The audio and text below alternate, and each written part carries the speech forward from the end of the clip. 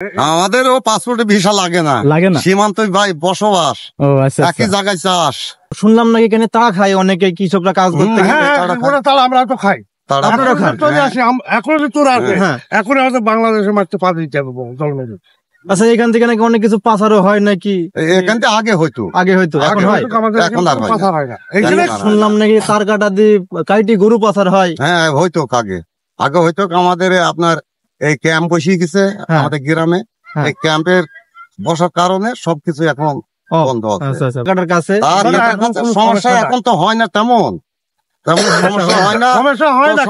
আজকে আবার বিএসএফ আবার মাছা করতে এসেছিল। কাঁটা তারে পাবলিক পার্টি দিল বিএসএফ কে। ওরা বিডিআর হইতে দেয়নি, আমাদের বিএসএফ বর্ডার গার্ড হইতে দেয়নি। এই কারণে সমস্যাটা হয়েছে, তাই না? এই কারণে ওরা ওই যে ব্যক্তিগত একটা সরকারি ভাবে হয়তো দেখা যাচ্ছে বর্ডারে যাতে সন্ত্রাসী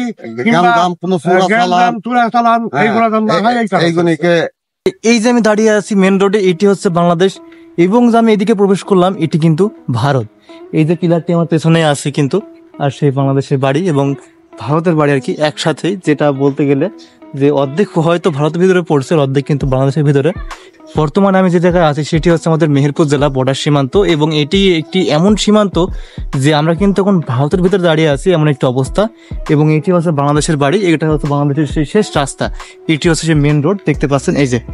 আর এই মেন রোডের এখান থেকে কিন্তু দেখুন যে একটি বাংলাদেশ সীমান্তের পিলার এবং বাংলাদেশ সীমান্তের শেষ বাড়ি। এই যে বাড়ি থেকে পিলার কিন্তু কতটা কাছে, দেখুন যে এই জায়গায় এই যে মেন রোড, এবং এখানে দেখুন যে ঈদগাহ ময়দান, এই যে কত বাড়ি এখানে, এবং এটি হচ্ছে সেই শেষ সীমান্তের পিলার। এই যে দেখুন বাংলাদেশ ইন্ডিয়া পিলার, এবং এগুলো কিন্তু এই যে সামনে আমাদের কাঁটাতারটি পড়েছে, সামান্য গেলে পরে কাঁটাতারটি পড়বে, এবং এখানে কিন্তু দেখতে পাচ্ছেন যে বিএসএফ ক্যাম্প আমাদের সামনে, এবং এগুলো কিন্তু সেই বাংলাদেশের বাড়ি, মানে একই জায়গায় কিন্তু ভারত বাংলাদেশের শেষ সীমান্তের বাড়িঘর।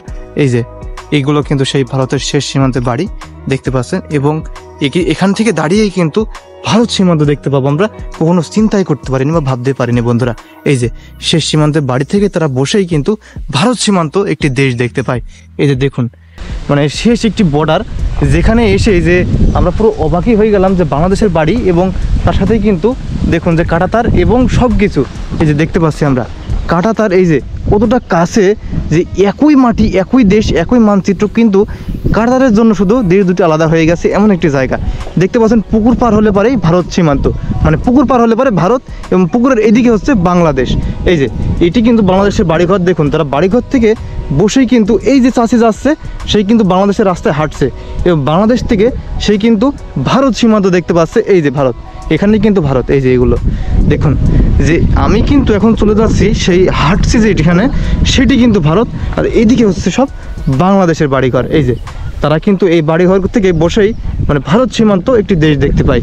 মানে দারুণ একটি বিষয় যে আমাদের এই পার থেকে শুরু করে সব কিন্তু ভারত পড়ছে। এই যে দেখুন, তো আমরা কিন্তু সামনে যে অন্যান্য আরও মানে সীমান্তগুলো, এগুলো কিন্তু সম্পূর্ণ গ্রামটা আজকে ঘুরিয়ে দেখানোর চেষ্টা করব, যে সীমান্তের শেষ গ্রামীণ জীবনযাপন।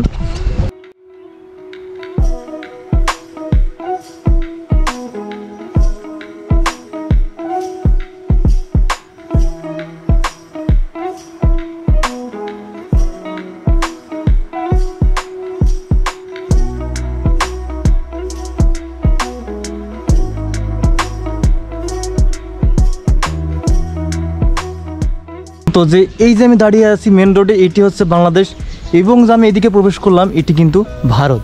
এই যে পিলারটি আমার পেছনে আছে কিন্তু, আর সেই বাংলাদেশের বাড়ি এবং ভারতের বাড়ি আর কি একসাথে, যেটা বলতে গেলে যে অর্ধেক হয়তো ভারতের ভিতরে পড়ছে, অর্ধেক কিন্তু বাংলাদেশের ভিতরে, এবং এটি কিন্তু সেই বাংলাদেশ শেষ সীমান্তের বাড়িঘর। এখন যে জায়গায় দাঁড়িয়ে আছি সেটা হচ্ছে এই মেহেরপুর জেলার শেষ বর্ডার সীমান্ত, এবং আমার পিছনে দেখতে পাচ্ছেন যে শেষ সীমান্তের বাড়িঘর। এই যে সেই বাড়িঘরগুলো দেখুন, যে এগুলো কিন্তু সেই শেষ সীমান্তের সব বাড়িঘর। এই যে, আর এই জায়গায় এই যে এই ভাইটি বসে আছে, সে কিন্তু এখন কিছু বলবে। যে ভাই বলেন যে এখানে কোন গ্রাম ভারতের ওইদিকে পড়ছে? লালবাজার। আচ্ছা আচ্ছা, তাহলে আপনাদের কি ভারতে কেউ আছে, মানে আপনার বাপ মার কে আছে? দাদারা আছে। এখান থেকে ভারত সীমান্ত কতটুকু? মানে এই পুকুরটার এই দিক থেকে সম্পূর্ণ ভারত, আর এখান থেকে শুরু করে সব বাংলাদেশ, তাই না? আচ্ছা আচ্ছা, তাহলে বুঝতেই পারছেন যে এই সীমান্তটা ভারত সীমান্ত এবং বাংলাদেশ সীমান্ত কতটা কাছে আর কি। এবং এখানেই দেখতে পাচ্ছেন যে সামনে একটি পিলার আছে, যে এই পিলারটি আমি দেখানোর চেষ্টা করব। চলুন সামনে যাওয়া যাক। এই যে পুকুরটি দেখতে পাচ্ছেন, এই পুকুরে কিন্তু এদিক থেকে শুরু করে সব কিন্তু ভারতের পড়ছে এবং ওইদিকে কিন্তু কাঁটাতার পড়ছে এবং ওইদিকে হচ্ছে লালবাজার পড়ছে, যেটি হচ্ছে লালবাজার জেলা এবং টেহেরটা থানা। এবং দেখুন যে এদিকে এই যে আমি যে চলে যাচ্ছি, এদিকে কিন্তু একটি পিলার আছে এই মেহেরপুর জেলাতেই। সেই পিলারটি কিন্তু দেখানোর চেষ্টা করব। যেই পিলারটি প্রথমে দেখলেন সেটি কিন্তু বাড়ির সীমান্তর খুবই কাছে। সেই পিলারটি কিন্তু আসলে একটি খুবই রহস্যজনক পিলার, যেটি হচ্ছে আমি বুঝতে পারলাম না ওখানে যে কোনটি ভারতের মাটি এবং কোনটি বাংলাদেশের মাটি। আসলে যে বাড়ির ওঠানে আসলে সেই বাড়ির সামনে আর কি, বলতে গেলে বাড়ির সামনে সেই সীমান্ত পিলারটি, এবং এখানে কিন্তু বাড়ির সীমান্ত খুবই কাছে এই যে বাংলাদেশের সেই বাড়িঘর। এবং এখানে কিন্তু একটি পিলার আছে যেটি হচ্ছে সাব পিলার, যেটিকে বলে, এটি হচ্ছে মেন পিলার না। এই যে দেখুন,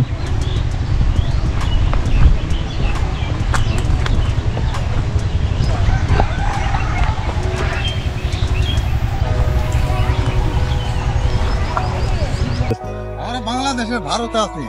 ভারতে আছেন এখন, তো ভারতের মধ্যে, তাই না? হ্যাঁ, ভারতের মধ্যে।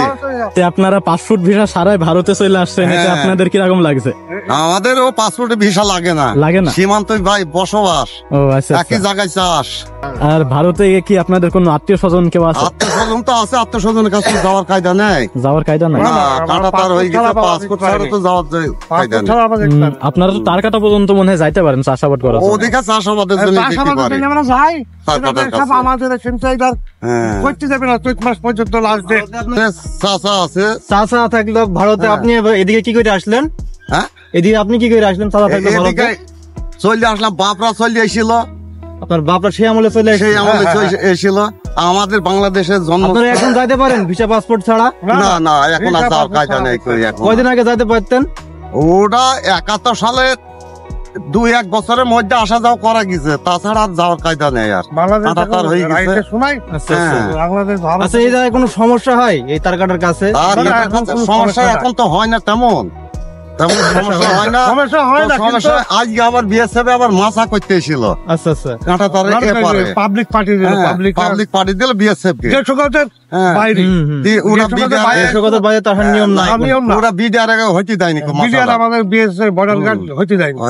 এই কারণে সমস্যাটা হয়েছে, তাই না? এই কারণ। তাছাড়া এই জায়গায় তো বৈঠক হয়, তো পটাকা বৈঠক হয়। বিডিআর বিএসএফ এর এই মাসে 2-3 বার করে বৈঠক হয়। এই বৈঠকটা হয় কোন কারণে? ওরা ওই যে ব্যক্তিগত একটা সরকারি ভাবে হয়তো দেখা যাচ্ছে বর্ডারে যাতে সন্ত্রাসী কোনো এইগুলিকে দমন করার জন্য হয়তো দেখা যায় দুই দেশের বাহিনী এক জায়গায় হয়ে হয়তো আলোচনা। বিএসএফ এর সাথে আপনাদের সম্পর্ক কিরকম? আমাদের সম্পর্ক সেরকম নেই। আমাদের সম্পর্ক আগে ছিল, ভালো ছিল, কোনো সময়ই নেই।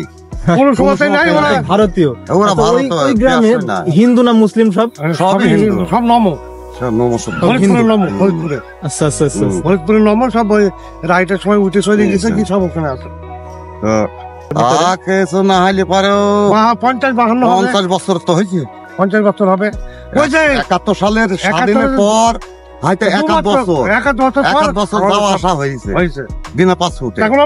এখন তো কোনো বাধা বিঘ্ন হয়নি।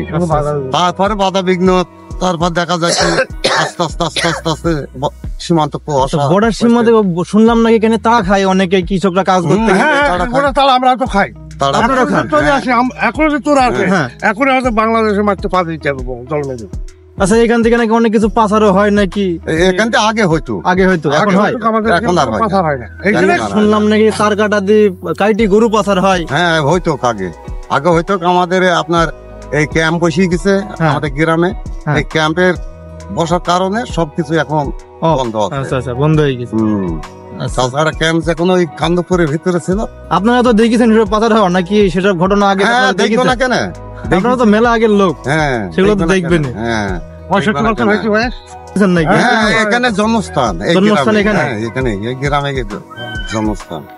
মানে আপনি কি এখানে নাকি ভারতের থেকে উঠে আসা? আপনি? আমার বাপরা সবই ভারতের। এটা না এই গ্রামে। আচ্ছা আচ্ছা, আপনার বাপরা চলে গেল ওইদিকে, আপনি কিভাবে এদিকে আসলেন? মারা গেছে সবাই এখানে, মারা গেছে এখানে। আচ্ছা আচ্ছা, হিন্দুস্তানে তাহলে আপনার বাড়ি ছিল? হ্যাঁ, আমার দাদারা সব ওই লালবাজারে এই গোরস্থানে কবর আছে সব।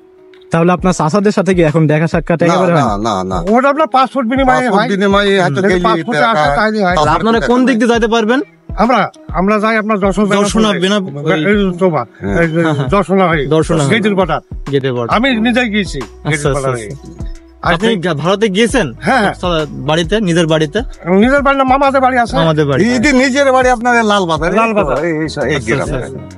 এই গ্রাম বেশি দূর না। কোন কোন গ্রাম পড়লো ওইদিকে? এদিকে লালবাজার, তারপরে আপনার ওদিকে বেতাই, লালবাজার পর বর্ডার বেল্টের মধ্যে।